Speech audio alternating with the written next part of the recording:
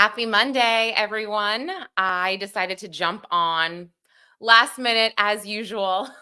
That seems to be my MO. I'm like, "Hey, there's a lot going on.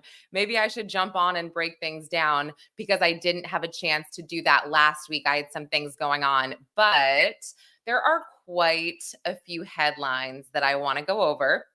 Good morning, Taryn.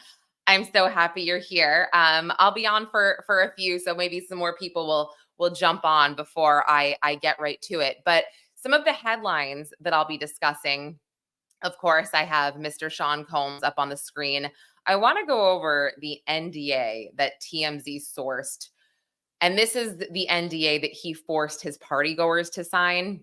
So it's pretty interesting. I want to go over that, and I want to point out, I guess, some parallels in the music industry. And I can't believe I haven't spoken about this before, but there are some crazy parallels between Diddy and Jose Menendez.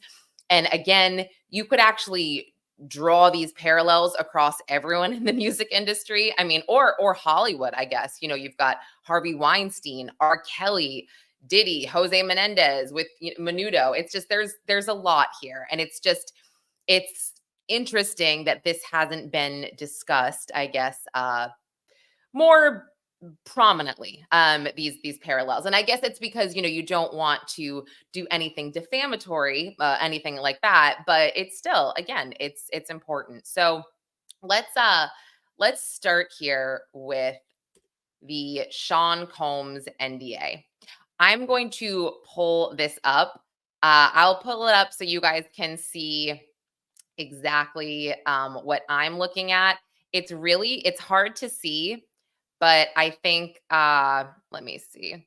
Hard to see, but I think you'll want to view it yourself. So let me just share this with you guys. Pulling this up, Sean Combs. Ugh, it makes me so sick to my stomach. I really have a hard time reading through all of these because it's like, and you think about this and it's like no one asked for a copy back. Well, what do you expect? He's having 18, 17-year-old people sign this. Like, what do you think? And they're probably half in the bag already, these poor people. Okay. For whatever reason, it's not letting me share it right now. Let me remove this guy. And then, okay, here we go. Much better, much better. All right, here is the party NDA. It should be loading up. Got it. All right. So I'm going to pull this up on my end. It's a bit easier for me to see, but I'm going to take you through this a little bit. And again, it'll be easier for me to read it, so you guys won't necessarily have to. And then I'll come back to the chat. Actually, I'll come here to the chat right now. Hey, MJ and Taryn. Thanks for joining. My husband took the kids to school today, so I had a little bit of extra time. So, okay, this is the Combs standard NDA. It says this confidential agreement is made effective blank by and on behalf of blank. The term "you shall" include you, your estate, your corporation, and your business entity, anything controlled by you or such businesses, blah, blah, blah, blah, blah, blah, blah. Okay, that's just standard. Then it says 1. Sean Diddy Combs, aka Puff Daddy / artist, privacy is highly valued, and all efforts will be made to maintain confidentiality with respect to all information and other materials of any kind, including, without limitation, the terms, conditions, and existence of this agreement concerning and or related to directly and or indirectly artist and or person, corporation, and other entity related to, affiliated to, anything associated with the artist personally or professionally. And then it includes his relatives, wives, boyfriend, girlfriends, friends, business associates. I mean, they are covering all bases here, except for information or material publicly and intentionally disclosed by the artist. So that right there, yeah, he's covering everyone and everything. It seems like it's a lot of the same thing. Yeah. So looking at this, and I can put a link in the episode notes, it really seems like he says a lot of the same BS over and over again on the first page. Okay, then we get to the second page about the material and what they can't share materially. So it says material, whether or not the same are used and or exploited, and regardless of the medium involved, an artist may register such copyright in his own name without limitation of any other rights or remedies of artist or artist parties. Parties shall be entitled to recover any and all monies or other benefits whatsoever received by on behalf of you from any and all sources. Okay. So what that's saying is that if anybody is to sell, and yeah, I know, I'm going to stop myself for a second cuz I'm responding to the chat. I think people are very into the election right now, as they should be, but I also cannot wait for it to be over. I'm going to go vote tomorrow. It's all fine, but I want it to be done. But yeah, this going back to the NDA basically says here that if you are to sell anything that you shouldn't be selling, or you're making money off of something that happened at Diddy's party, he is entitled to that money, and that's what you're essentially signing. So I mean, it's bizarre, it's gross. I'm looking through this one. There's reps and warranties. That's that's kind of intense, the reps and warranties. uh Oh, this agreement, and this is the New York agreement, it looks like, because it says this agreement shall be deemed to have been entered into the state of New York, and its validity, interpretation, and legal effect shall be governed by the laws of the state of New York, applicable to contracts, blah, blah, blah. So it's saying New York holds jurisdiction over this. And then at the end, this is the big part at the end. It says, this is an important legal document. It actually says that, you guys. You acknowledge that A, you have reviewed this agreement with your legal counsel, which that didn't happen, or knowingly declined this opportunity to do so. Your failure to review this agreement with, your failure to review this agreement with your legal counsel shall not impair the legally binding nature of this agreement. Duh, because nobody has a legal counsel when they're signing this. And then it says that you have fully read and understand and voluntarily accept all of the terms and the conditions of this agreement. You certify that you are 18 years of age or older, accepted and agreed, including acknowledgement of receipts of all consideration. Okay, so there you go. It says that you should have a lawyer present, but if you don't, it's okay. You need to fully understand that this agreement still exists. It also says that you should sign and acknowledge that you're 18 years of age, which we all know is not a thing. Diddy doesn't really care about that. But I want to share with you, if you did not have a chance to watch the Ashley Banfield interview with someone named Courtney Burgess, I'm going to play a part of that for you guys. It's a little awkward in my opinion, but Courtney Burgess was an associate of Kim Porter through a friend of a friend. And so Kim Porter gave a friend these flash drives, and this friend gave these drives to Courtney Burgess, who now is using Ariel Mitchell Kidd as his attorney. And they are saying, which I'm sure you saw, that there are at least 8 celebrities in these freak off videos, these sexual videos, and 3 of them are minors at the time. Now, something else, which is maybe something that people are not aware of, because I'm in the camp, like, show us the list of celebrities who participated. We want to see the list, just like Epstein. Well, these celebrities in these said videos, these 8, they are actually referring to these celebrities as victims. So, and of course, if they are minors, they are definitely victims, but they kind of referred to most all of them as victims in this instance. So I am not sure what exactly that means. If it means they were completely incapacitated against their will, if it means that, again, they were minors, I'm not sure. But I am going to pull up this interview. I'm going to speed it up a little bit because there's some awkward pauses.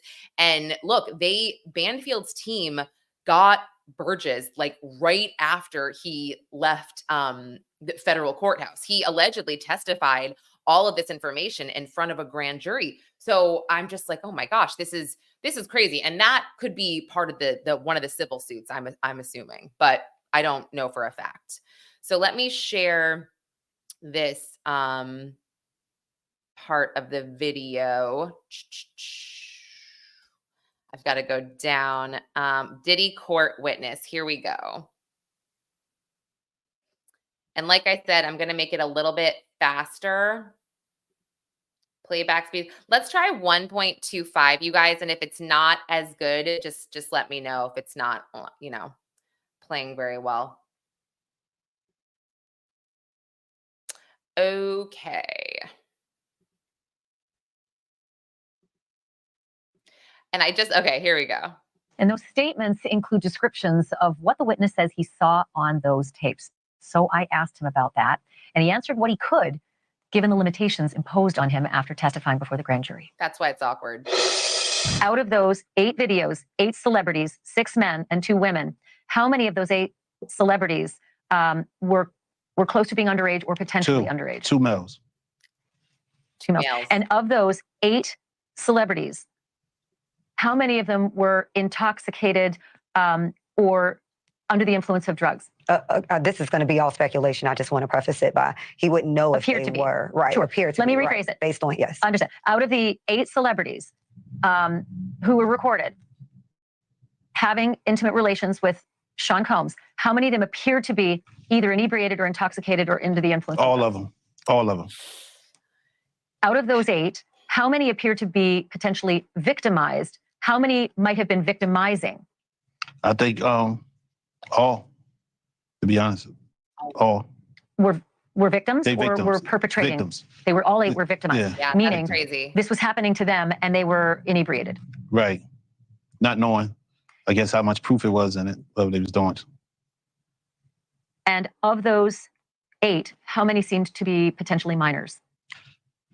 2 to 3, possibly 3. Thanks for watching. Go to joinnn.com to find News Nation on your screen. And don't forget to click the red subscribe button below to get more of News Nation. There's more. Let me go back and find more. I mean, that generally was the gist of it because he really couldn't say much. I feel like well, I mean, you know what? I don't think it might not matter for me to show you guys just another part of the interview because again,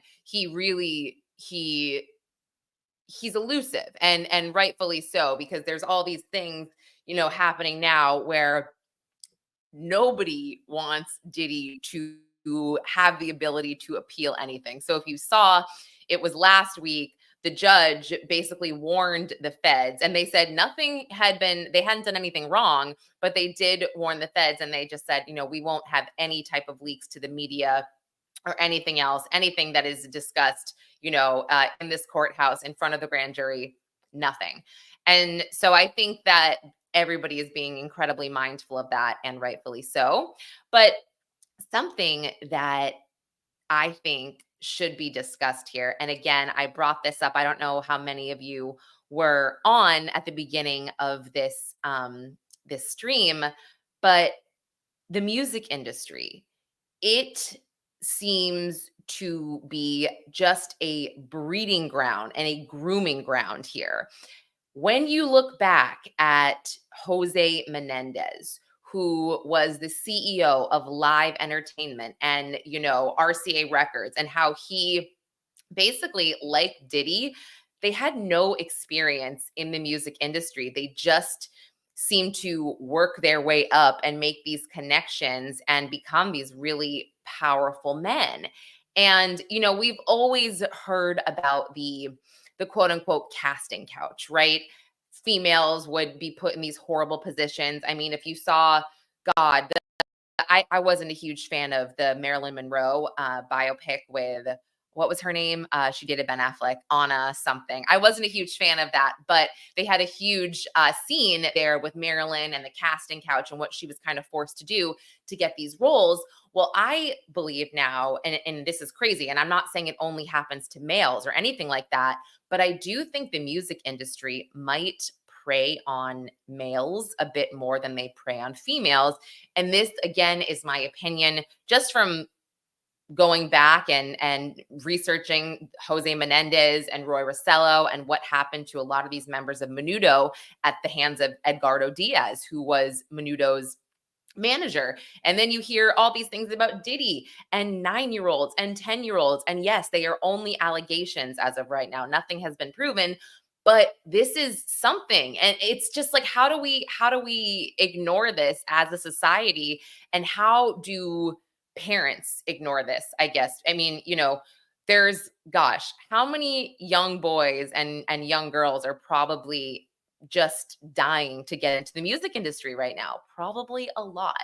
So I just think that this is a huge warning sign to parents. Huge, huge, huge. And going back to males that were underage in the videos that Courtney Burgess speaks about, it has to be Justin Bieber, in my opinion. And I don't want to put him through anything that, he doesn't need to be put through at this time. I know has a new baby, and he's most likely trying to just, look forward with all of this and not necessarily backwards. But it's sad. It makes me super sad to think that Justin Bieber had to deal with this. And again, Justin Bieber is another one of those guys who entered the music industry with very little to no experience at all. And then look what happened to him. So we've got a lot of that going on. And I think, like I said, it's just something to think about, really. And for parents as well. So let's, I have a lot that I want to get through. So, okay. Speaking of the music industry, and somebody very big in the music industry passed away yesterday at the age of 91, Quincy Jones, who is this very well-respected producer, music producer. And I wrote just like a tribute post to him because he was the man behind all of Michael Jackson's hits. He produced The Color Purple when Oprah starred in it. And, he just is a prominent figure in the music industry. And then somebody wrote, and this was right before I got on to do this live, somebody was like, oh, Quincy Jones was the original Diddy. And I was like, oh my gosh. I mean, we've all heard that Clive Davis was Diddy's mentor, obviously, along with Russell Simmons, but who were their mentors? I have not dug into that just yet at all, but I did pull up just a tribute to Quincy Jones that I can play, and then I will literally live Google some of these connections to see if they're relevant at all. But let's see. I mean, I have no idea. I did not dive into that yet, but again, I do want to play this for you. Let me see. I have so many things open right now that it's so hard for me to find stuff. I need to get better about this. Oh, yeah. And one of my Google searches this morning was Quincy Jones, the original Diddy. I'm just like, okay, here we go. This one's pretty short, so I'll leave it as is. There we go. Legendary producer Quincy Jones, a giant in the entertainment industry, has died. He leaves behind a legacy highlighted by work with some of the biggest stars in American history. Before we do this, I would like to have you meet a gentleman who's been doing these marvelous orchestrations for me, Mr. Quincy Jones. Right here.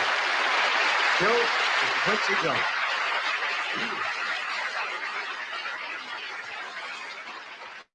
One of the bright young stars in the orchestrating business.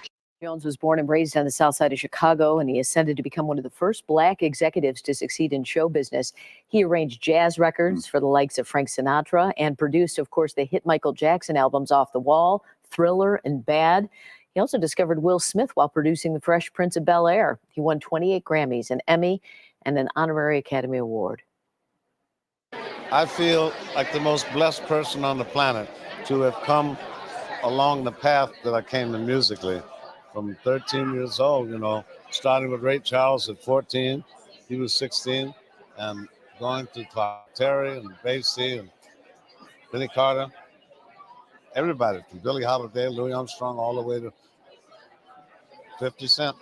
Wow. Wow. Quincy Jones died last night at home in Bel Air, surrounded by family. He was 91 years old. Okay. So as I was watching this, I have to say, I don't think Quincy Jones was the original Diddy. I don't think that's a thing. I'm gonna pull this up for you. This is one of the first headlines that I found. Oh, hey, Sinead. One of the first headlines I found about Quincy and Diddy is Quincy Jones. It says, no, God, why can't you just pull up a browser anymore? Why does it have to happen like this? He disses his musical credibility.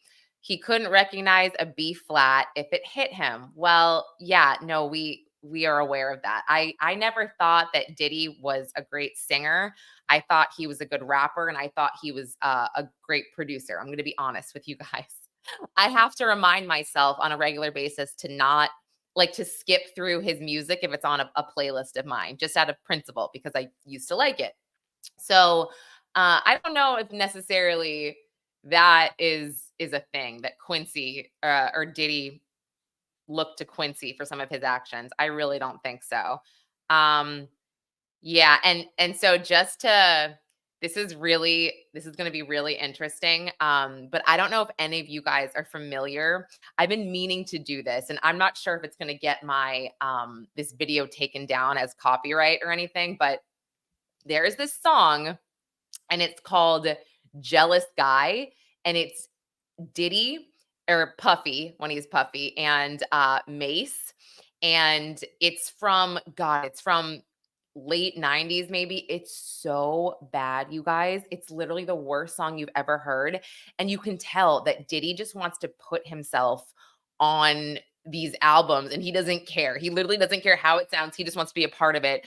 I want to play it for you guys. I'm just like I'm wondering if this is going to be it's going to take down the whole video, but let me see. It's worth it. It's totally worth it to play this horrific song. But you know what? Actually, I want to find also what somebody said on my page about Diddy and Quincy. I'll just pull that up for you guys because we can look at it together right now. Again, this was earlier this morning on Twitter. I'm so bad at finding God. I still get so confused at Twitter and how everything pops up as a notification. It's so confusing to me. Because by the way, I've only been on Twitter since 2021, I think, or maybe 2020. I feel like I just joined and people had been they'd been on Twitter forever. Okay, what did they say to me? Okay, here it is. Quincy Jones was the original Diddy. Do your research. I'm going to share this tab instead. If you can see it, I'll make myself a little bit smaller. And then let's dig into that for a minute, because I feel like that is a pretty crazy accusation, especially when the person is not here to necessarily defend themselves. Yeah, very, very interesting. So, okay, there seems to be nothing there on this, just the statement. Shelly Marie, she's the one that showed me this, and we don't even follow each other. Okay, so it's like, do your research, but I'm not going to help you with it. Okay, got it. So I was doing my own research on that. I just really don't think he was the original Diddy. I'll look for one more thing. Quincy Jones parties with Diddy. I mean, very old, but who knows? Witness claims shocking evidence in Diddy. Okay, that's the same. Yeah, I mean, there's nothing there on Quincy Jones and Diddy. If you guys did not pay attention to this headline, I will pull this up right now. Now, I had brought up John Legend and Chrissy Teigen last week because I'm not a huge fan of Chrissy Teigen. I feel like she always has a lot to say. And I'm like, well, why is she not talking about, the arrest of Sean Combs? She's been oddly quiet about that. And same with John Legend. And there's this old clip of her talking to, I believe it's Extra or Entertainment Tonight. And she's talking about one of the weirdest places that her and John Legend have had sex. And he was like really embarrassed. And she even brought up something about Obama. She's like, oh, it was like the Obama thing. And he like freaked out. And people had started speculating that was Obama and John Legend and Chrissy Teigen. They were all at the same Diddy party. So anyway, his manager comes out, John Legend's manager, and talks about how she had a horrible experience at a Diddy party where she was basically locked in a room by a security guard until she talked her way out of the situation. And she just thought nothing of it until all of this came out. But then they make sure to say over and over again that, John Legend has nothing to do with this. John Legend's always been such a stand-up guy, yada, yada. Well, okay, we get it. It is just kind of weird, the timing that this all came out. And then I also put this up on my Twitter yesterday, and you can take this for what you will, but this is just me trying to connect certain dots that might mean nothing. Like I said, it might mean nothing at all. But I'm going to share this with you guys. Share this tab instead. So I found this old tweet from Machine Gun Kelly. And Machine Gun Kelly had talked about how Eminem's daughter Haley was hot when she was only 16 years old. I was like, oh, that's icky. That doesn't really age well. And I just was observing this, and then I was looking through pictures of them, and I saw that they do, Megan Fox and Diddy and Machine Gun Kelly, they do party together because Machine Gun Kelly was signed to Diddy's label for almost a decade. Now he's been signed to other labels as well. So, oh, hey, Simi, how are you?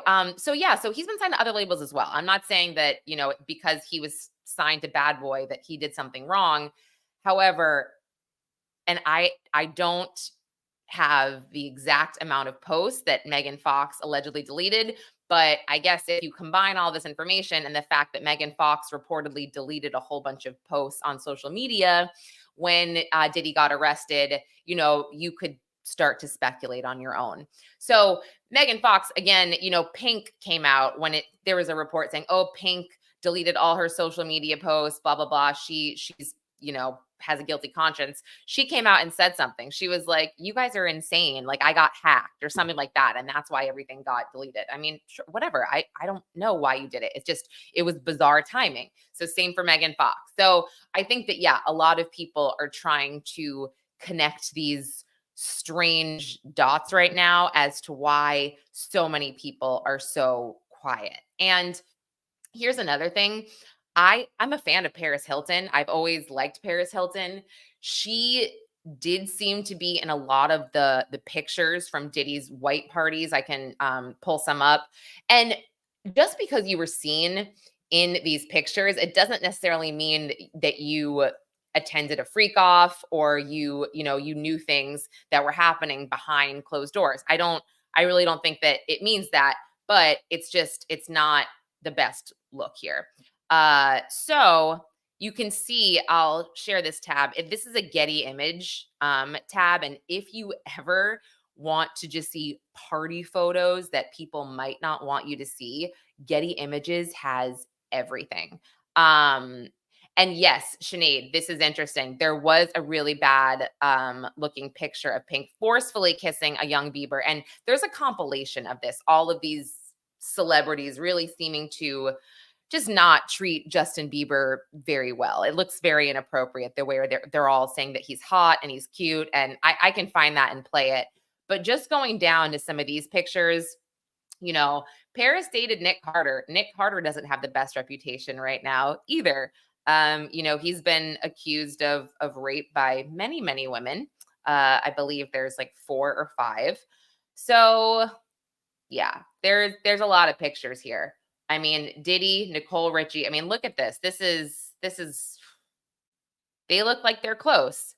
Here's the thing though. I don't know necessarily if Diddy would have exposed Paris Hilton to any of this stuff behind closed doors. I mean, maybe he thought she was different because she kind of comes from a lot of money. I don't know, but I wouldn't be surprised if she didn't really know. But I am curious. She hasn't. Sure, I understand. Wow, my watch just picked up on that. I am curious, as she hasn't made a statement. She hasn't said anything, in terms of these pictures or in terms of anything that she's been linked to. So I guess, again, we'll just have to wait and see. So let's go to really quick Mace and Puffy, Jealous Guy. Because you guys, if you haven't heard this, it's the weirdest thing ever. Okay, I'm going to share this. I'm going to fast forward part of the song because it's so bad. Okay, I'll make myself bigger. Your reactions, please drop your reactions in the chat to this song. This is a real song on a Mace album. Literally, I believe it's 1997. I'm going to share it right now. Yes, Mace Harlem World. You're going to be, and I'm going to fast forward, make it a little bit faster. 1.5, let's say. You know, there's a lot of jealous guys in this town and many other towns I go to. But I'm afraid. Just wait. Right now, I'm so hurt. I'm gonna need 112 and Puff to help me explain how I feel. So come on, fellas, help me out.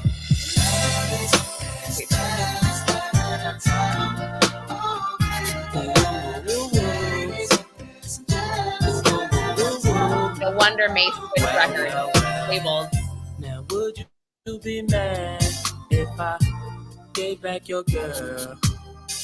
Or would it still be a problem with the entire Harlem world? Okay, this is bad. At first you were saying the lyrics are bad, that she was your ex, but not terrible yet. But you was ready to kill me, and you found out we had sex. When I came and told you the deal, Diddy. You wouldn't admit how you feel. Now you, cause Mace. Okay. I really hope you. This is Diddy's part. Get ready. Right here. And I'm girl, I really hope you find a new lover. Cause Mace can't take no more of you fucking him and his brother. And girl, what make you think you do what you do?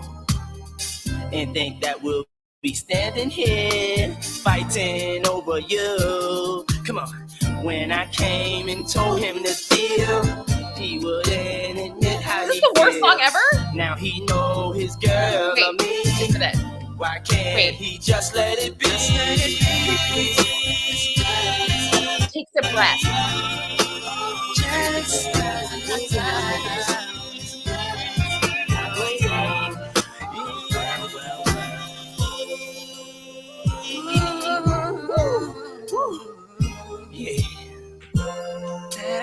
As I said before, I go by the name of Puff Daddy, and I'm a Scorpion, and I'm not a jealous guy. Come on, sing for me, Mace. There's jealous guys in the town. Yeah. There are jealous guys in the town. There's some jealous guys in our town. There are jealous guys in the town.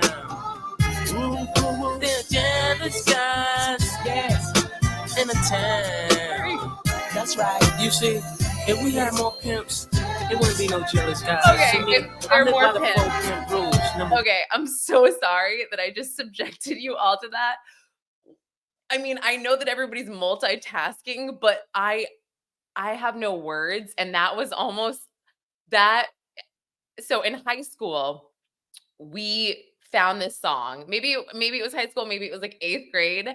And I remember thinking to myself at 13, I was like, this isn't a real song. This is horrible. He was breathing when he said, yee. I was like, no. There's no way this is real. And so that right there, looking back on that, and you guys might be wondering why I decided to play that, besides the fact that if I have to hear that, you have to hear that. No.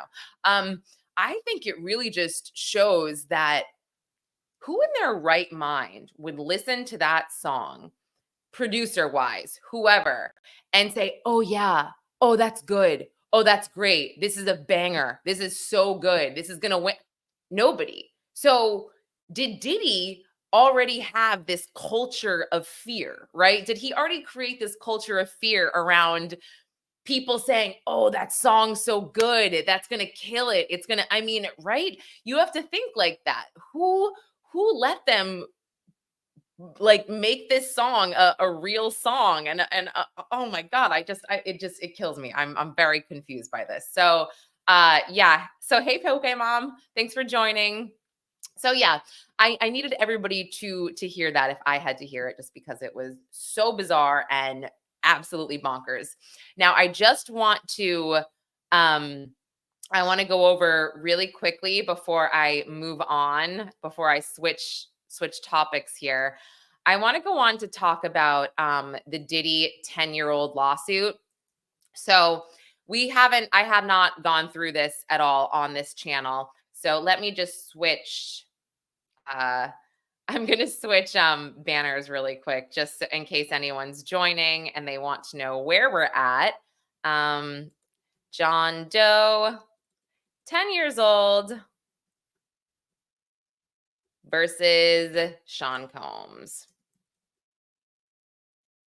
Okay, there we go. I'm going to just remove remove our friend Mace here, who, by the way, there's a diss track. I think if you joined one of my other lives about Diddy, Mace, he performed this diss in, I think it was Atlantic City in maybe 2022 or 2023. And this was after he signed with Death Row, which he signed with Snoop Dogg, and actually 50 Cent put this diss track on his Instagram and then took it down as usual. But I thought that was like, that's the ultimate, right? Leaving Diddy's label and going and signing with Death Row. Like, how could he? Oh my goodness. So, okay, let's go through this. So this was about a week ago. And it's serious, guys. He has been accused of raping a 10-year-old boy in the newest lawsuit filed by the Busby law firm. So as you all well know, you follow my channel and you follow the news, there seems to be a cascading of new lawsuits every week, civilly. So the suit was filed in the Supreme Court of the state of New York, and again, by the Busby law firm. And they said that this John Doe was 10 years old when he was sexually assaulted in 2008 while he was auditioning for Making the Band. I'm sorry.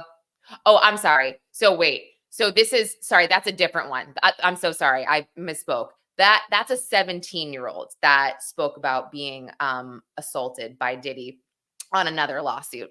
So I'll do a whole live on just the lawsuits alone, but I just wanted to give a quick recap on the one pertaining to the 10-year-old boy because it's just so crazy.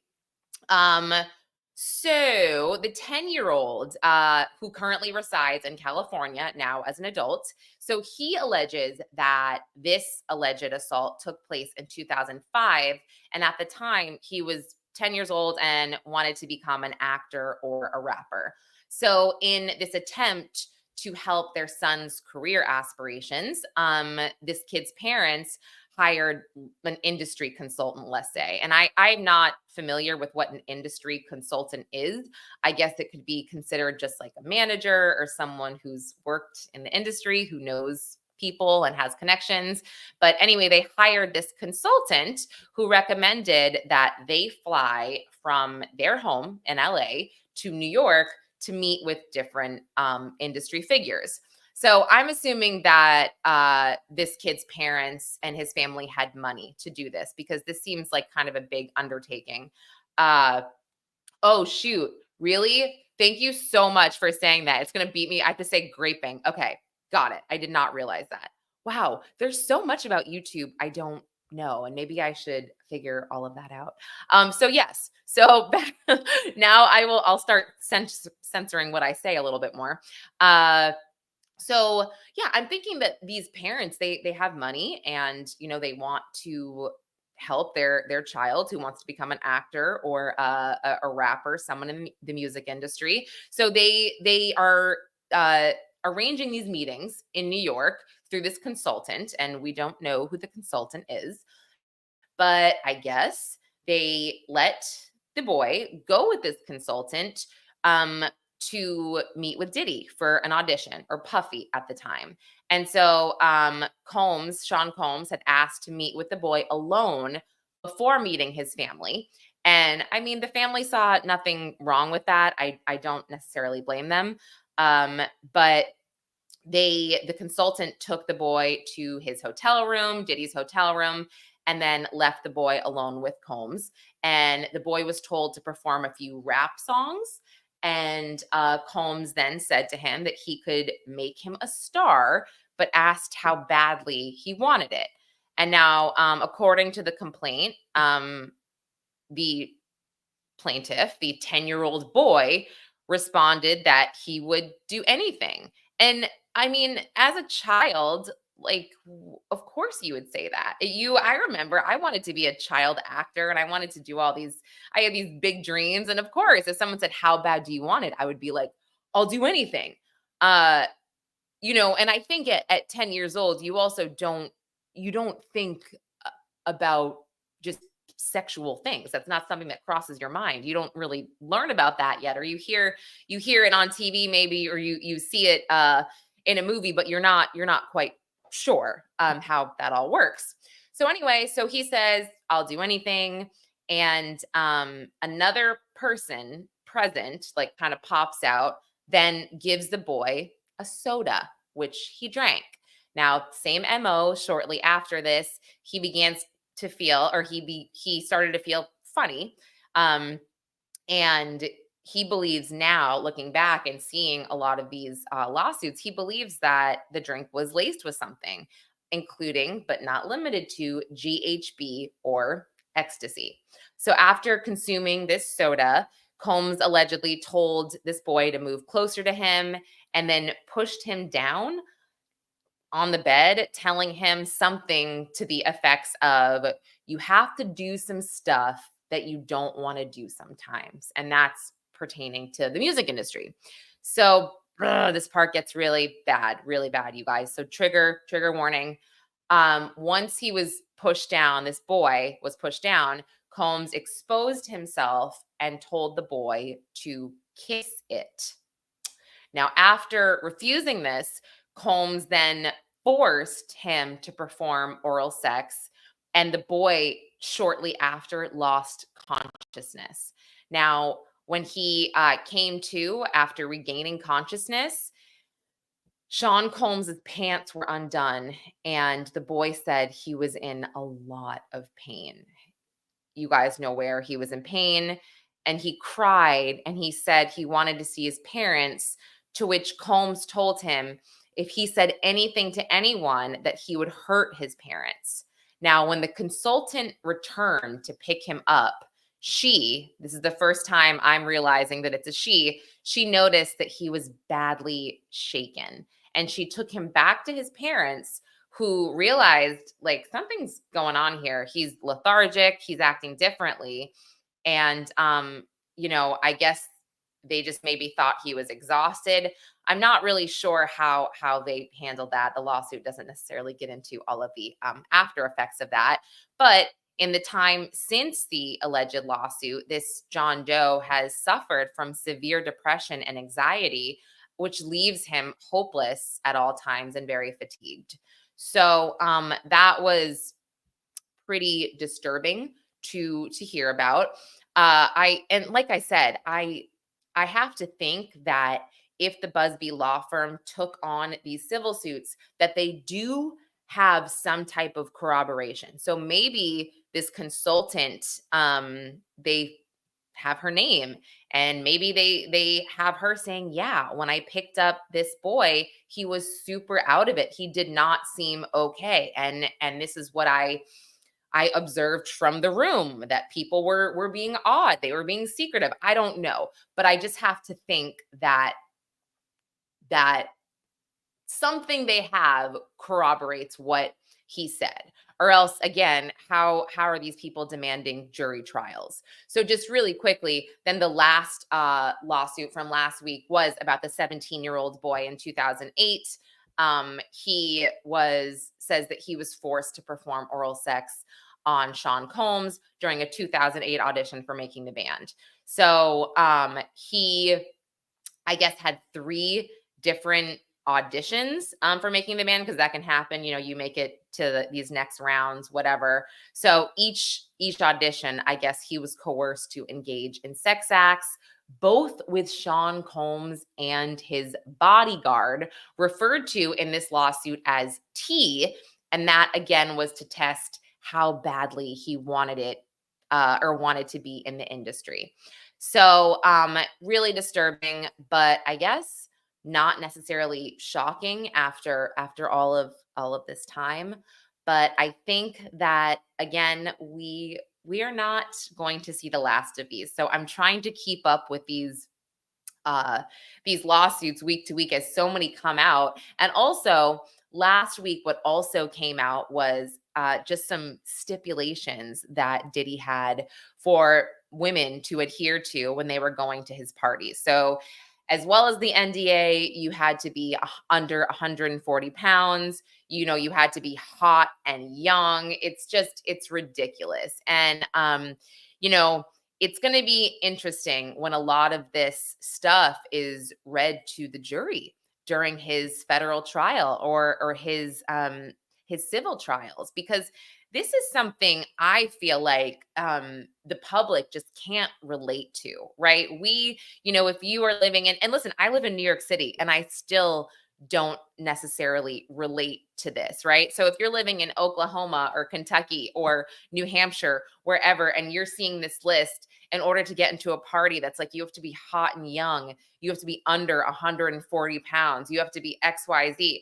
The jury's going to be like, ew, who the hell do you think you are, man? Like, what, like, who are you? Why are you so, like, it's just, I just feel like this is, you know, on top of everything else, it's just not going to sit well that they have these stipulations and they are tangible. So, yeah, let's move on here. Let's move on to the au pair. Now, I'm going to bring this up. I'm going to share this with everybody. I have requested, let me put, I'm going to put up a banner so we can change topics. If I put murder, but I put it with like an asterisk, that's not going to affect YouTube, is it? I hope not. Let's see. Okay, so let me share this with you guys. Now, I did request the most recent filing from this court date, which was last week. I believe it was, I'll pull this up. It was the 29th. So on the 29th, Juliana Magallanes, I'm so bad at pronouncing her name. Okay. Yes, shifting gears. And thank you, Western Colorado. Yes, nobody's going to they're not going to be like, "Oh yeah, I really relate to all of these party stipulations that Diddy had." Yeah, he's going to look like such an idiot. But okay. Back to the au pair. So this was shocking, but also, let's say, not that shocking, because I think, like, I was waiting for this to happen, for her to flip on Brendan Banfield. So, oops, I did not write L with the plea. So let me just give you guys a quick rundown on this case if you're not familiar with it. So Juliana Magalhães, she is a Brazilian au pair that went to work for the Banfield family, Christine and Brendan Banfield. Christine was a pediatric nurse, and she was very loved. She would organize neighborhood bike rides, and she, you know, I did some digging on the Banfield's last au pair, and it looks like Christine got along really well with the last au pair, and she might have even been in her wedding, from what I gathered from Facebook. And if you're not familiar with au pairs and how they work, and it sounds super strange to say the word au pair instead of nanny, but it's important to note the difference. Au pairs generally come from an agency and they come from a different country. And so generally you can only get the same au pair for about a year, that unless you try to extend it. Hi, Dizzy. No, it's okay that you're late. This was last minute. So generally you can try to get the same au pair, but it doesn't always work like that. So, and I've had friends, by the way, I've had friends in Connecticut who have gotten au pairs, and after 2 or 3 months, they've sent them back. So people say the one good thing about au pairs, because a lot of people will be like, well, I don't want anyone in my house. I don't want them in my personal space. Well, I would say the one thing that seems to be common among au pairs is that they, when they're not working, they're never home. They're never at your house. So I thought that was also interesting, because in this case, this au pair, Juliana, not only was she in your home a lot, but she also developed a relationship with your husband. So she is not the typical au pair here. So anyway, she starts to work with this family.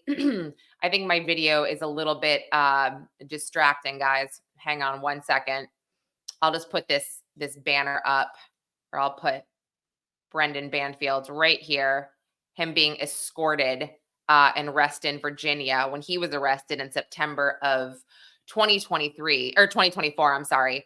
So yeah, so she works for this family, Juliana. And Brendan Banfield, by the way, is an IRS agent who works in the criminal division. There have been reports that Brendan Banfield had cheated with other women. Another woman came forward, and this is per the prosecution, and said that Brendan Banfield said something like, it would be easier if my wife was out of the picture. And this was a while ago.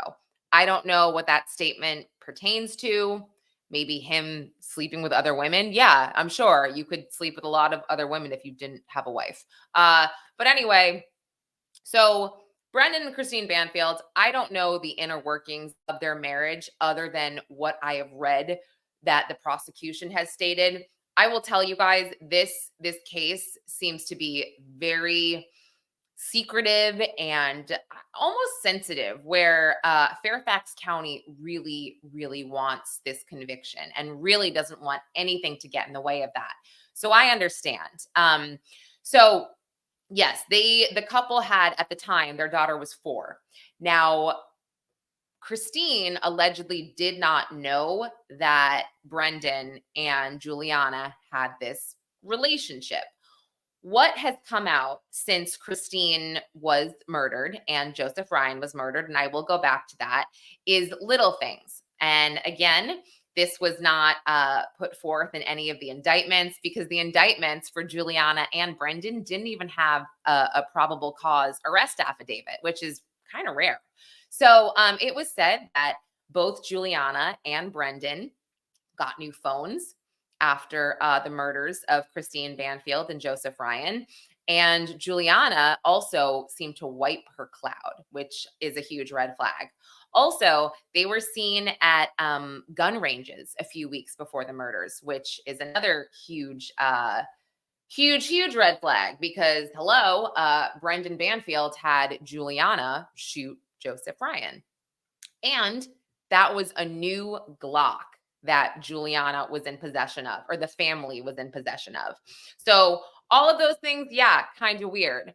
Then there was a jailhouse phone call, because look, if you're not familiar with this case, and I'll go back and tell you what happened the morning of, but Brendan Banfield was arrested almost a year after Juliana was arrested, the au pair. So there's a lot of jailhouse phone calls between them. I mean, authorities, law enforcement, they had all eyes on Brendan Banfield for a year, which was very smart. They were obviously listening to all of Juliana's phone calls. And one of these phone calls between Brendan and Juliana, she said something like, are you only staying with me so I don't tell, or so I don't, flip on you? Well, yeah. And I'm sure, by the way, Juliana, he wasn't being faithful to you while you were in jail. I mean, look at this guy. I don't think he was ever faithful to his wife, but who knows? So anyway, the morning of the murders, Juliana and the Banfield's daughter, oh, yes. Okay. Yes, please do. Thank you so much. Tell him to subscribe. Yeah, I'll get to the trial and what's going on with that. So, anyway, so the au pair Juliana is taking the Banfield's daughter to the zoo. And Brendan Banfield says he has to go to work that day. Christine Banfield is home. I don't know if she had to work. I don't know if she was just, doing errands, folding laundry, whatever. Well, hey, Forrest, how are you? So what happens is au pair Juliana and the daughter leave. And she says, oh, crap, I forgot her lunch. Now, I want to say this is at 7:30 a.m. because all of this happened before 8 a.m. 911 calls, the call that Juliana makes to Brendan Banfield. I mean, it's pretty wild. Just throwing this out there. Like the zoo, Central Park Zoo, let me see what time it opens because it is really weird to get out the door before 8 a.m. for the zoo. I find that to be really weird. And then you're planning to have your lunch at the zoo. So what is that? 4 hours later, you're going to spend 4 hours at the zoo. I'm going to see what time the zoo opens in New York City. So, okay, the zoo is literally closed right now. It says it opens at 10 a.m. I mean, yeah, it opens in 3 minutes. So it is a little weird that, yeah, they're going out to the zoo before 8 a.m., but that's whatever. So Juliana says, okay, I forgot their lunches. She turns back around and she gets to the driveway. So she's back in the driveway. And according to her, she sees a car that yes, Amy, most open at 10. Yeah. She sees a car that she is not familiar with. So her first call, and this is traced, is to Brendan Banfield. Now, Banfield was supposed to go to work. He said he was going to work, but he happens to be at a McDonald's, which is very, very, very close by, like 3 minutes away from the family's house. So he rushes home as Juliana and his daughter and Christine's daughter is outside. So they go inside together. I guess they have some kind of instinct that tells them that Juliana should bring their daughter to the basement. So they hear something in the master bedroom. This is according to them, by the way. So Juliana brings the daughter into the basement and Brendan Banfield goes upstairs and he claims he sees Joseph Ryan stabbing his wife in the throat. So he takes out his service weapon and shoots Joseph Ryan. I guess at whatever point this is, Juliana runs upstairs and Brendan Banfield tells her to get the gun out of the safe, the gun that they just bought, and that she should shoot Joseph Ryan. Yeah, weird. So she does so, and then she shoots him. So interesting. Okay. And then at this point, and I want to go back with this timeline that I had written down. Juliana had called Brendan Banfield about this car in the driveway at 7:37 a.m. By 7:47 a.m., she had already called 911. And this is what's weird. We have not heard these 911 calls. They haven't been released, but she allegedly hung up. She called 911. She hung up. She called again. She wasn't really making sense. And then she gave the phone to Brendan Banfield, who then started talking. So, and again, speculation. I'm like, did she call too early? And he's like, hang up, whatever. We're not ready. Because in my head, knowing what I know now, and I believe the prosecution wholeheartedly, I believe that Brendan was probably getting the bodies situated properly, maybe putting some of Christine's blood on Joseph Ryan. I just have this feeling that was what was going on. So anyway, all of this goes down and it's made to look like Joseph Ryan was this intruder that attacked Christine. Brendan and Juliana walked in on it and they shot Joseph Ryan, but it was too late. Christine was already dead.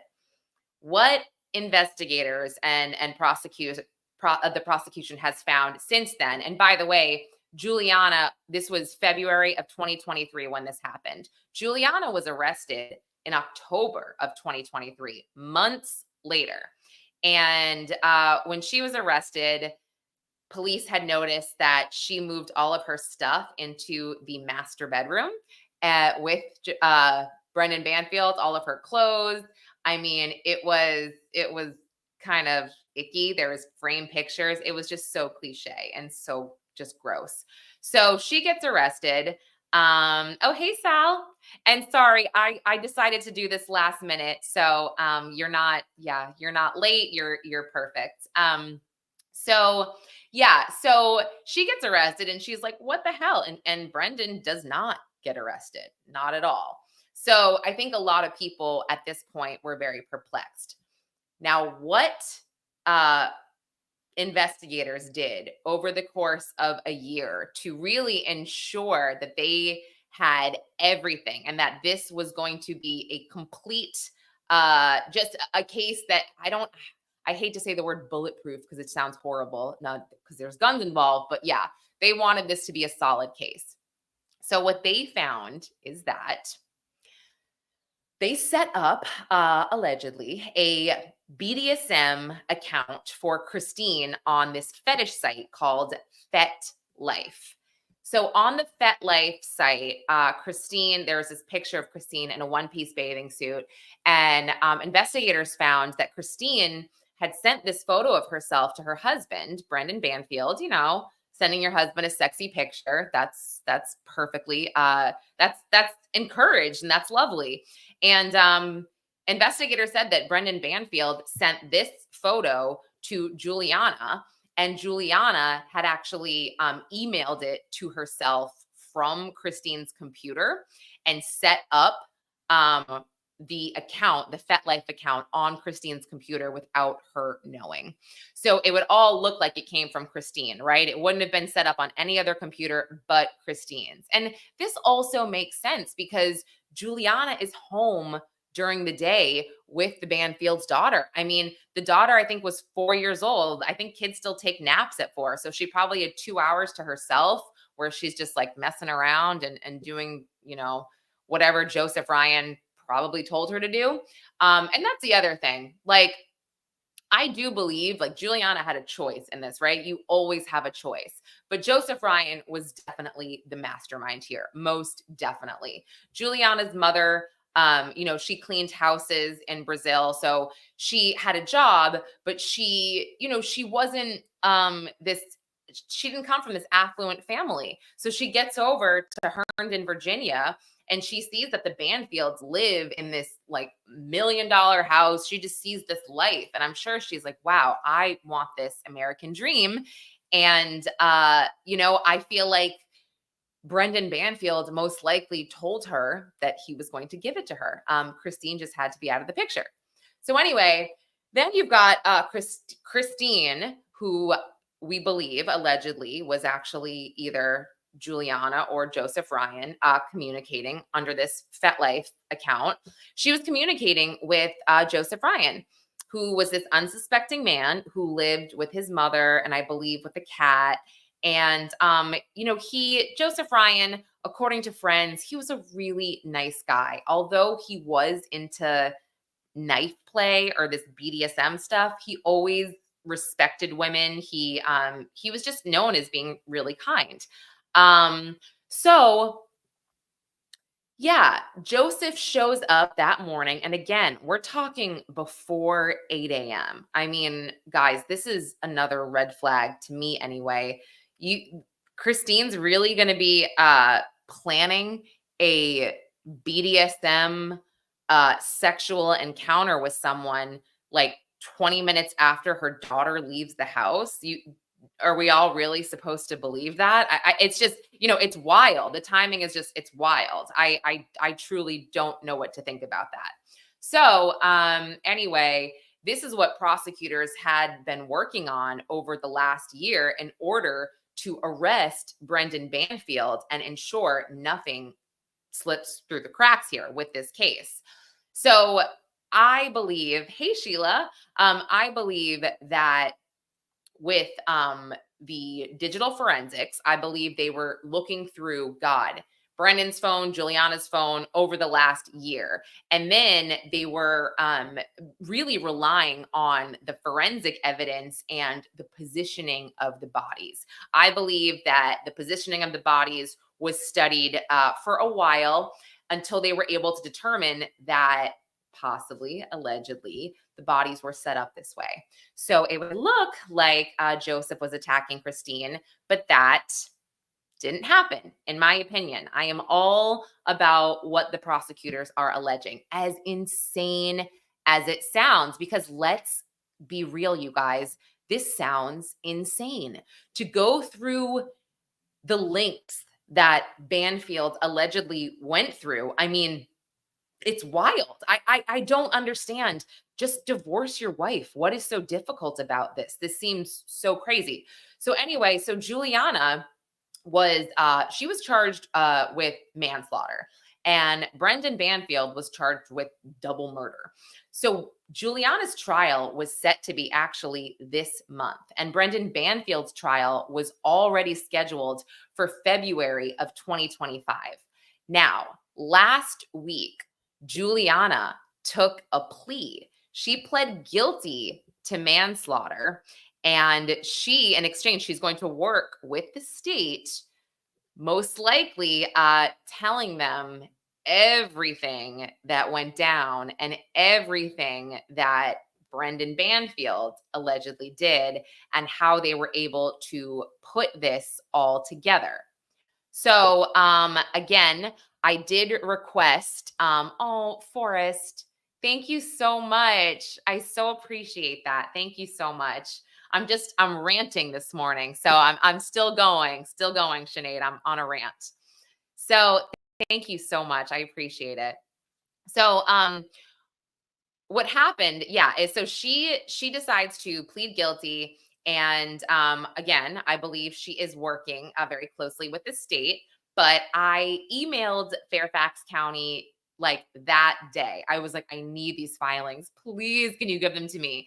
And they said that they wouldn't be available until probably this week. I don't know why they're so late on these things, but I emailed again on Friday and I said, I know it's early, but please, if you have them, send them over. I haven't heard anything back yet. And yes, thank you so much, Forrest, for gifting us. And Crafty Chris, welcome. I'm so happy to have you. So so I haven't heard back yet, but I'm just going to read quickly to you. We'll go through this video. Let me see. And I'll play this because it's super interesting. And it's more so than we've gotten so far. Let me refresh this page, actually. It'll go back to the video. Okay. It's only a minute. Today in court, the au pair told prosecutors she and the husband, Brendan Banfield, used a fetish website to lure a stranger to the house, Joseph Ryan. Prosecutors say Ryan believed he was going there to meet the wife, Christine Banfield, for a consensual sexual encounter where he would tie her down and use a knife to cut off her clothes. Christine had no idea. According to prosecutors, Ryan showed up to the house and began carrying out what he thought was the agreed upon plan, holding Christine down at knife point. The au pair told prosecutors she and the husband then burst into the bedroom with guns, pretending to be surprised, as if they hadn't set the whole thing up. According to the au pair, the husband, Brendan Banfield, called out police because he worked as a federal agent, then shot Joseph Ryan using his service weapon. Banfield then allegedly stabbed and killed his wife, Christine. The au pair says she shot Joseph Ryan too because he was still moving. He died on scene. Today's agreement marks a significant step forward in this case, and it is an important development in our pursuit of justice for the victims and their families. Prosecutors previously showed pictures in court of the au pair and husband together and the au pair at a gun range. She later told prosecutors she didn't want to go through with the murder plot, but Brendan Banfield allegedly told her it was too late to back out. He was arrested last month and charged with the murder of his wife and Joseph Ryan. Wow. It's crazy. I got a call and a text simultaneously from both my girls. Dejanelle Freeman remembers the day she rushed to this very spot we're standing. Okay. Sorry. That was, and let me go just down here for a minute. Oh my gosh, I did not realize that. Wow. I did not realize that Juliana said she didn't want to go through with it. I mean, the fact, I feel like I could cry. The fact that Brendan Banfield was able to stab his wife to death. Guys, I don't even, poor Christine Banfield. Oh my God. Oh my God. I'm thinking about her last moments. She must have been petrified. A random man, and Juliana said it herself. I am like, I'm shocked. Juliana said it herself. Christine was not suspecting Joseph Ryan to barge into the room. And let's be honest, we don't have all the details. I bet you anything that Juliana and Brendan, whoever, made this this sexcapade happen between Christine and Joseph, probably said, I'm going to act surprised and scared. It's going to be some kind of like grape fantasy. And so that way, when he walked in and started this, and she's probably like, what? No, stop. He probably didn't think twice, because they probably said, yeah, this is what's going to happen. This is what I'm going to do. I can't even get over that. And then they barge in and then shoot Joseph Ryan in front of Christine. And she's probably thinking, oh my gosh, I'm going to get stabbed too. I don't even. And then not only that, yeah, her husband comes and allegedly stabs her in the neck. And I'm horrified. I am just horrified. I bet you there will be more information on this filing. So I will definitely go over that once I get it from Fairfax County. But man, this is insane. And so what has been said about Juliana's plea deal here is that she might only have to remain in jail until after Brendan Banfield's trial. So they want to ensure that she cooperates. They want to ensure that she has no way of communicating with him or anyone that he knows. But yeah, she might just end up getting time served. And she could be out at the end of this. And look, like I said, I definitely don't think she was the mastermind here, but she still did it. And you always have a choice. I mean, I feel like that's something I tell my kids every day. Even though the choices are hard, we always have a choice. It's just you have to make the right one and then deal with the consequences. But this is just so, oh my God, this is so bad. I'll read through this really quickly. So it says Juliana Perez Magalhaes, 24, pled guilty to manslaughter in the fatal shooting of Joseph Ryan last year at the home where she worked for Brendan and Christine Banfield. Christine Banfield's body was found in the home the same day with stab wounds, and she was declared dead at a hospital. Brendan Banfield, 39, is charged with 4 counts of aggravated murder and 1 count of use of a firearm in commission of a felony in the deaths of both his wife and Ryan. His trial is set for February. Now it says she faces up to 10 years in prison. She's scheduled to be sentenced in March. So that kind of lines up with what I was saying in terms of like his trial starts in February. Could be done by March. That's when she gets sentenced. And yeah, there's a good chance that they told her that she would get time served, or maybe, 6 months to a year after that, and then she'll get out on good behavior. I don't know. I don't think I feel good about that. I don't. And look, I understand she's a young girl, impressionable, whatever. I feel like this is, 2 people are dead. A little girl doesn't have her mother, and you gotta pay a little bit more. You gotta do a bit more time. So I'm hoping that she would get the maximum, I guess, which is 8 years if she's spent 2 years in prison. But we'll see. Who knows? Maybe she's going to give them this rock solid case where, you know, that they just really want to get him. I mean, and it's true. He is clearly so dangerous. He's fooled everybody. I mean, he's like this doting husband, dad, IRS criminal and investigator. I mean, yeah, no, he seemed to have everybody fooled. So he is very important to ensure that he is found guilty. So Fairfax County Commonwealth Attorney Steve Toscano, he announced the plea deal and he called it a significant step forward in this case. Now, he also said much of the information that led to this agreement cannot be made public at this time due to the upcoming criminal trial against the other defendant in this matter. So, okay, I get it. We have to be very careful. And then it goes back to her story saying that Juliana called 911 on the morning of February 24th and reported that a friend was hurt, police said. A man, later identified as Brendan Banfield, took the phone to tell the dispatcher that an unknown male had entered his home and he had shot them. But investigators said they found no evidence of forced entry, and police described the scene at the home as horrific and appalling.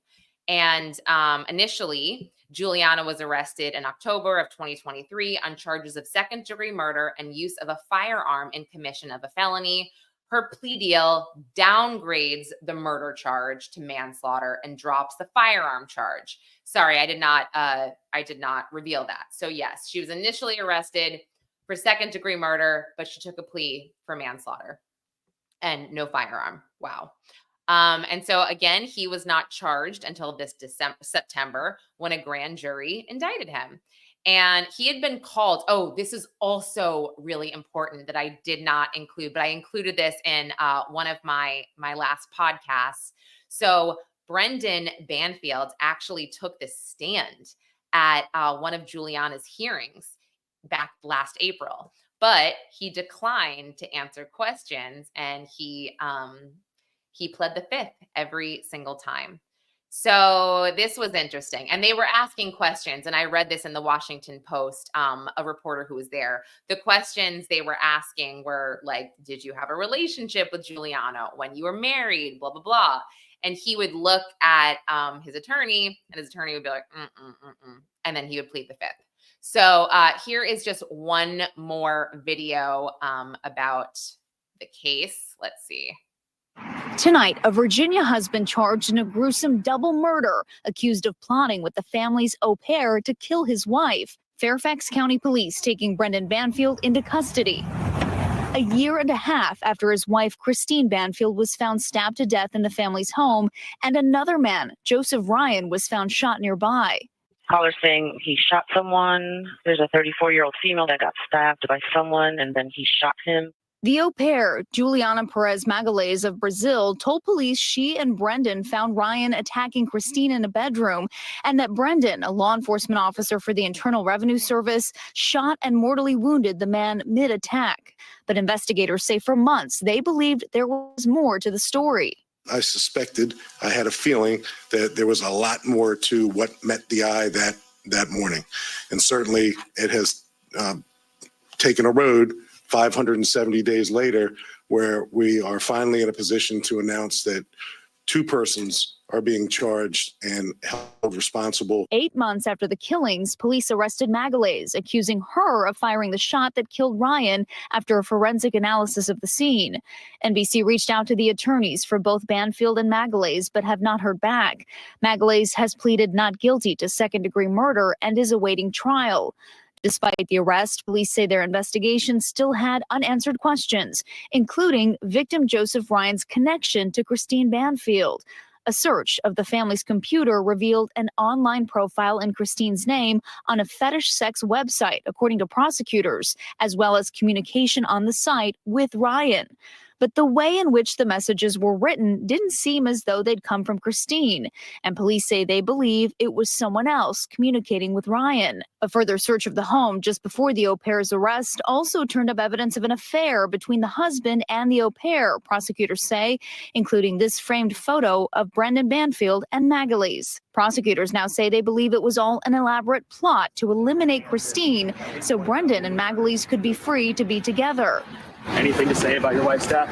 Brendan Banfield's arrest on charges of aggravated murder and use of a firearm, just the next step in potentially proving that theory. We're not finished yet. We still know we have more work to do, but I can tell you that this case has been something that's been on my mind. I know it's been on the chief's mind, my prosecutor's minds, since the day it happened. All right, Valerie Castro joins us now in studio. So Valerie, what other new evidence do we know about that tied them to the husband and the au pair? So police wouldn't give too many specifics other than to say they have new digital, forensic, physical evidence. They presented that to a grand jury. That led to an indictment, and that led to this arrest. But earlier this year in April, prosecutors were at a hearing that involved the au pair, and they presented a lot more evidence, including evidence they say that shows Brendan Banfield at a shooting range, a firing range, along with the au pair in the months leading up to the murders. Oh, there you go. Okay. And do we know what's next in this case? So Brendan is expected to be arraigned before the end of this week. The au pair, as we mentioned, she is awaiting trial. That is set for November. In the meantime, they are both being held at the Fairfax County Jail. And I know in the story we focused a lot on what happened, but what do we know about this wife that was brutally murdered? Christine Banfield, she was a mother to a 4-year-old daughter that she had with Brendan Banfield. She would be about 5 or 6 years old now. Police wouldn't go into a lot of details about the whereabouts of that child now, but if you take a look at Christine's social media profile, she has dozens and dozens of photos of her daughter, clearly a doting mother. We've also learned that she was a nurse who dedicated her life caring for other people. It's all so terribly sad. Okay. Valerie, we thank you for that. Okay, I will just quickly go to Christine's social media because I was looking at this when this whole thing happened. And I don't know, this is just me. I find that when I'm starting to investigate, I guess, different cases, the first place I go is social media. So like, for example, last week when there was this death in the Hamptons at this spa, I'm searching, I see the woman's name and it's awful. And I start searching for it. And, you know, social media tends to give you these cues and these, I don't know, it just gives you just such a personal look into these people, so they are not just victims, I guess. And then you're able to just really connect these dots. So let me go to I have like a business account. Amazon early holiday deals are here. You know what? I'll just stop sharing that, guys. I'll just stop sharing that. There you go. So let's see. Oh my gosh, this chat, you guys are so nice. This is so sweet. And yes, it was so premeditated. And I'm assuming that we're going to get this to see the trial. If you guys weren't aware, it's the same courthouse as Depp v. Heard. So, I mean, that was televised. I hope we get to see this. But, oh, Simi, thank you so much. It can't be easy to be on a Nancy Grace panel. I know. I love Nancy too. And you're right. This is just a silly side note, but speaking of Nancy, I did a panel last week on this awful story of Crystal Mitchell. And I also did a podcast on Crystal Mitchell. I wanted to tell her story in a bit more detail. So I've got like a 20-minute podcast. But anyway, Nancy, she wants all the details. And so whenever I'm about to do a case on Nancy as a reporter, I am like cramming. And you guys, I will print out 20 sheets of paper. Like I will find out where the defendant was born. I will find out, you know, if he played Little League baseball, because Nancy asks very specific questions. So very, very specific questions. So like last week when this girl, Crystal Mitchell, and her boyfriend were leaving a bar to go back home, I did not have the name of the bar. Probably wasn't important. It probably wasn't a big deal. But in my head, I was just thinking Nancy being like, Lauren Conlon, what was the name of the bar? And I'd be like, But anyway, so I just thought you guys would appreciate that story. But yes, I very much enjoy Nancy and being on her panel because it keeps my brain incredibly sharp. And then when I do other hits, you know, if it's like court TV or whatever, it's just more casual. You know what I mean? Like very casual. So anyway, but let me go really quick. Did the au pair get a deal for testimony against the husband? Sorry, coming in late. So she did. It looks like she got a deal. They dropped her second-degree murder charge to manslaughter, and they dropped the firearm charge. So she, in turn, has told them everything. And actually, if you heard that last video, she told them about what happened that morning, which I think we were all a little bit unclear on. So, oh my gosh, you guys are so funny. You're so funny with these comments. Hey, Carrie. Oh, I'm so excited for Carrie. So yeah, just going back really quickly, prosecutors said that they cannot disclose everything that Juliana has told them so far. However, what she said is that the morning of the killings, that Joseph Ryan walked in the door and began what he thought was going down between he and Christine, this knife play grape thing, you know, whatever. And in my opinion, they told him as Christine that she was going to act surprised. It was going to be a grape fantasy with knives, which is why he probably kept going. And then according to Juliana and Brendan burst in the room. You know, they see this attack and Brendan shoots him dead. And then Juliana shoots him dead as well. And that Brendan then goes and stabs his wife to death after she witnessed this shooting. And I guess the daughter is in the basement or something. So, yeah, horrible, horrible, horrible. So yeah, Juliana also claims that she didn't want to go through with this. However, she did. Let me just catch up in the chat really quick. Wait, who's been on a blocking spree? Are you guys talking about Nancy? I'll wait for someone to respond. Oh, Steve, wait, publicly Buzz got blocked, but I did not know that. Oh, I did not know that. Okay, I didn't know that. I didn't know that she blocked people. I think, is this maybe because of Delphi? People are starting to get very, I don't want to say, because nothing is like Karen Reed, John O'Keefe, but I will say Delphi is getting to a point where there seems to be some crazy, just divisiveness here, and people are getting very upset. Oh, okay. I did not realize that. Okay, good to know. Yeah. So speaking of that, I'm not going to get like too much into it, but some of you guys know, and like I was talking to Carrie about this. Dizzy, I don't think we talked about this yet, but I have been, it took me literally 2 weeks to go through the Karen Reed. Actually, you know what? I'll change my banner because, okay, let's just close out au pair and then I'll just go on to the next thing. So yes, when I get the most recent filing from October 24th, I'm going to jump back on and go through this, or I'll put something on Twitter. I'll give it to Dizzy and she can share it in Discord as well. But that should be this week. I should be getting that. So, okay, I'm going to go and do a new banner here. Just to change topics. Okay, here we go. Let's go to Karen Reed, John O'Keefe, Vanity Fair article. Okay. It took me literally 2 weeks to get through this article. And it's only because I would have all these plans to read it during the day, and then something would pop up, or I'd say, oh, I'm going to read it on the bus on my way to get the kids to school, or to, pick up the kids from school. It never happened. So I'd be reading it late at night, and then I would start to fall asleep. And because I'm tired, it's late at night. And so it took me literally 3 weeks to get through this. So yeah, I was late, I guess, to clipping certain things that I thought were interesting about it.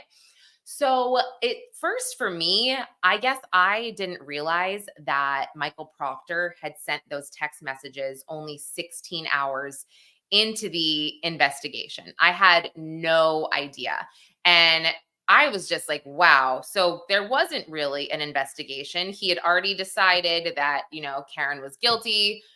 There was no need to question people in the house. And I mean, question them not together, right, in somebody's living room in a comfortable situation. I just was realizing all of this as I went through the article. And then, in my opinion, I'm just like, I think that he should be fired. I think that being suspended without pay is it's not enough at this point. And that caused a whole bunch of people to pop in and say, well, he might actually be fired. We just don't know yet. And then some people were like, no, it's coming, blah, blah, blah. And look, my whole thing is that he's given all of these people their defense on a silver platter at this point. Like they're going to say he's not a credible lead investigator. He doesn't actually investigate beyond the scope of his own opinion, I guess, right? And I've heard that from other police officers that, and this is like my friend Tom Smith from Gold Shields. He has said this before. He's been like, yeah, I don't like going into a situation already thinking that I know who did it. I like to keep an open mind. So I'm not like completely, using my tunnel vision to just dial in on one person. He likes to keep things open. Although, it's normal to have suspicions about who did what. So anyway, yeah, that was like part one. I was like, okay, so that was my first post about this. And that was last week. I was halfway through the article. I just did not realize all of these things about Michael Proctor. And then you've got people who really believe that Karen is guilty, and they will refer to those as mean texts. They're just mean texts. That's it. Yeah, of course they're mean texts. I agree with that. But I think it's more. It's more than just mean text, or else he wouldn't have been suspended without pay, most likely getting fired. It's all about his credibility as a police officer at this point and as a lead investigator on all of these other cases, like Anna Walsh. I mean, her stupid jockhead husband literally Googled everything under the sun. I mean, he implicated himself, 6 different ways, on his son's iPad. And that case should be open and shut, right? Even though they don't have poor Anna's body, it should be open and shut. But now his defense is like, let's look at this and let's look at that, because now Michael Proctor worked on the case. And now we've seen how Michael Proctor handles other cases. So yeah, that bothers me. It bothers me that they're just known as mean texts. It's so much more than that, in my opinion. And then going back up really quickly, I'll just read some of these comments about Delphi. Okay, so Mac is of the same thought of Nancy, but they've agreed to disagree and just don't comment on it. Yeah, okay. This is, I guess, where I'm getting confused. Like, I feel like people disagree on things when it comes to cases all the time about people's innocence or guilt or whatever, and you just disagree and you move on. Maybe I'm not paying attention to all the things that are being said and being done. And I think that's also a part of why sometimes I get so confused at where when I will say something that I believe I'm just making an observation, and I'll get to that. I think I'm making an observation and everyone's like, you're dragging this witness, you're doing this, you're doing that. And I'm like, oh gosh, okay. I didn't realize that. And I'm sorry. Sinead, are you talking about Karen Reed, John O'Keefe, or Delphi? Because I think both of these cases, and you know what, Idaho as well. These have been very explosive cases that, have really seemed to get to people. So then I'll go back to so I finished Vanity Fair on Friday night, and I'm clipping some things that stuck out to me. Got it. Delphi is different. Yes, I would agree. Delphi is so different. So I started. Oh yeah, Sheila, you saw the tweet that I'm talking about. Okay, wait. So if you don't need to go through all of this, but I think that maybe I didn't really convey exactly what I was thinking, and maybe I should have. But I did not realize, I knew that Chris Albert got in a drunk driving accident. And for those of you unaware, Chris Albert was a witness in the case. His brother, Brian Albert, it was his lawn that John O'Keefe's body was found on. And Chris Albert, He's a town selectman. He owns a pizza place, but he was also partying with that crew that night. So a couple things.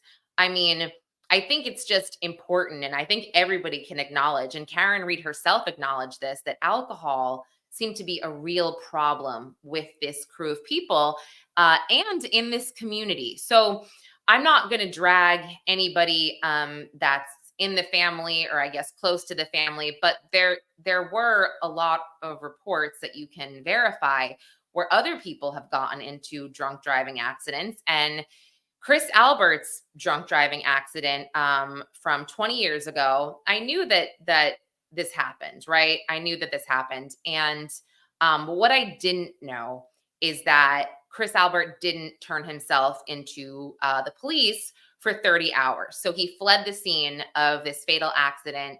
And I think, you know, there's a difference there, right? In terms of like, it's horrible. You hit somebody with your car, you get into this accident, it's awful. And you don't know what to do. And so a lot of people might, you know, they might flee the scene, they are not thinking straight, whatever. So I think knowing this information, and I had to go back and read this, and I was like, oh my gosh, I didn't realize that he fled the scene of this accident. That's not the best look. But also it had me thinking, if Vanity Fair prints this, I mean, this really could call into question if someone like Chris Albert would be a witness in the second trial, just knowing all of this. Like, could the jury question his credibility, I guess? And when it's time for the defense's cross-examine, are they going to bring this up and say, well, why, I don't know. It's something that I thought about. And it's something, again, that wasn't me trying to drag witnesses. I do feel bad. I'm not trying to make anybody's life harder. I guess I just feel like, why can't I make observations like everybody else can on Twitter, especially when it comes down to the fact that all of these things, the drinking in the town and the drinking and driving done by, or allegedly done by a lot of the witnesses that night, including Karen herself, and she's admittedly done so. I just feel like all of this has been taken into account by the jury. And I think that's something to be said, because if all of these witnesses were also drinking, this is why I think or one of the reasons why that there is a mistrial, because nobody is actually certain of what happened that night. So yeah, I guess I should have worded that better, but my intention, my gosh, it was never to attack people. It was never to disparage anybody. It was just like, yeah, I just didn't realize all of this. It's coincidental, and there's so many coincidences in this case. And I didn't realize that every time I would post one, I would be, or I guess it would be taken in different ways that I was attacking somebody. And that's definitely not my intention. I feel very badly about that. But then again, these people, they call me an asshole and they call me a grifter. And I'm like, I wasn't calling anybody names. I don't understand this. Like, the name calling, it's so strange. But, oh yeah. And then the fact that I guess the whole reason why this fatal accident that Chris was involved in came out was because Judge Beverly Cannoni's brother represented him. So the defense very early on it was in 2023, Judge Cannoni had ruled against the defense on something that they wanted. I think it was for the original subpoena of the witnesses' phones. And she said no. And that's when they did some digging, and they're like, well, wait, we want her to recuse herself because of this connection that she has. And she's like, what? No. And, I don't know. I mean, if is that a thing? Like, because her brother represented a witness, in his criminal trial 20 years ago, is that a conflict of interest? I really don't know. I have no idea.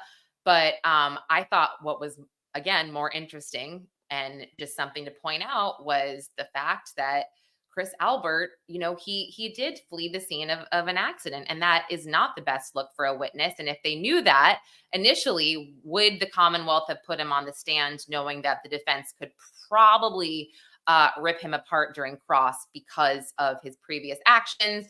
And again, it's like, yeah, the Commonwealth made it very clear, I think, over and over that snow was involved, that this was during a blizzard. But I think that the defense, they could have done better, and they did a good job of they did a fine job of making it very clear that alcohol was involved for every single person here. But I think they could have done a better job about, alcohol. Were you drinking?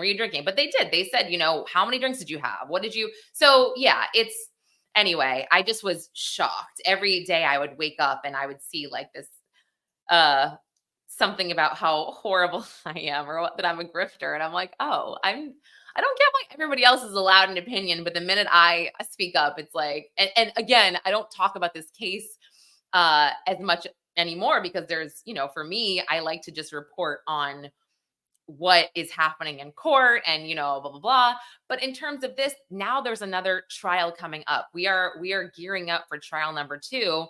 And yeah, I'm just trying to make sense of everything. So let me go to some of the comments. Thank you so much. Yes, I was not attacking anyone. Sorry. And it's not me to attack anyone, but the circus surrounding KR is a study in sociology. You're so right. It is a crazy, crazy study. Yeah. And, I'm not taking trolls personally.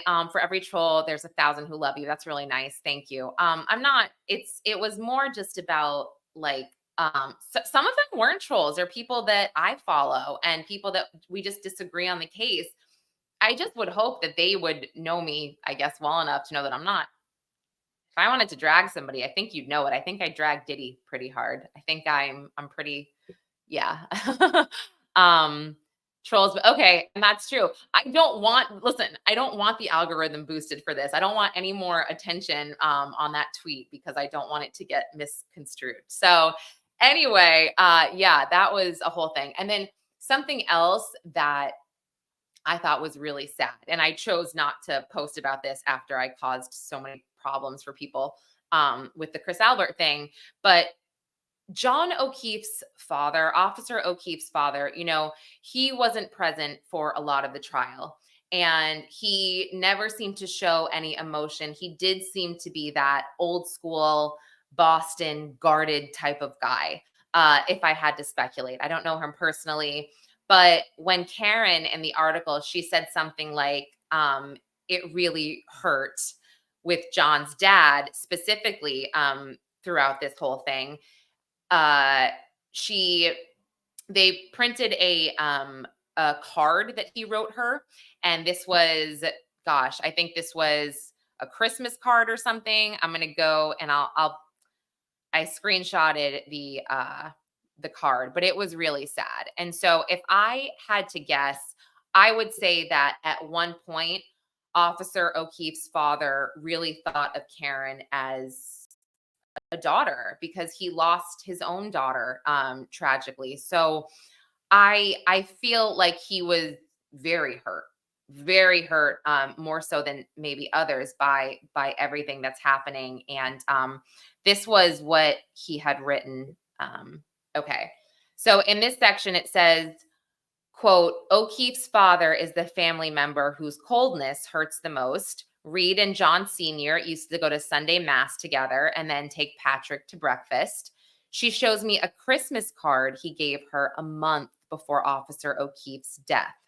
And it says, quote, Dear Karen, my mother always told me if you want to tell somebody how you feel, do it in a letter. So here goes. I finally figured out who you are. You are an angel sent from heaven. And thank you so much for all you do. You are the best of the best. Love forever, Papa. End quote. So that was really sad. I was like, oh my gosh.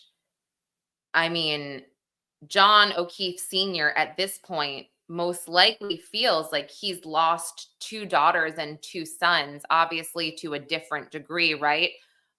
2 of them were his own children, his own flesh and blood, who he raised and who he was incredibly proud of. And then, you have their significant others. Although John and Karen weren't married, Karen did act as almost a parent to the children, and really, it seemed like she was making a positive impact on the family at that time. And so, yeah, it was so incredibly sad. So sad to read that. That got me. And again, I don't know anymore. Like if putting that photo up on Twitter, who knows how it triggers people and what they think that I'm trying to do by that. But it was, gosh, it was so sad. It made me just tear up, I guess. So yeah. Anyway, it was. And so, okay, MJ, you said, I thought he believed her. No, I don't know. I have no idea what he believes. It sounds like maybe not, because in the article she talked about his coldness. So either he doesn't believe her or he just wants nothing to do with any of the drama, which I also understand, because, he lost a son. So he's probably just hyper focused on that. And also, I know that that a lot of John's family is very, they believe that she did it. They absolutely believe that she did it. So he's probably, being respectful to that as well, with everybody thinking that, yep, she definitely did it. So he's not going to go talk to her. That would be horrible. Yeah. So anyway, I wanted to just bring that up, because that was upsetting. Anyway, but there is a lot more to be upset about. You could obviously be a family member and, of the O'Keefe family dealing with this. And if you believe Karen is innocent, then, she's obviously going through quite an ordeal if you believe she's framed. So yeah, there's a lot more to life than X and mean tweets on X. So there we go. And then the last thing that I do want to bring up for today is something that happened over the weekend. I'm going to pull this up. It was this altercation that happened between police officers and fans at the Georgia-Florida game. So I don't know if anybody witnessed this, but I'm very confused. So just really quick, I'm going to change my my banner here. And I did talk to law enforcement, Georgia, Florida police fan beatdown. I talked to someone in law enforcement who gave me their take on this, but let me pull this up really quick so you can all see it.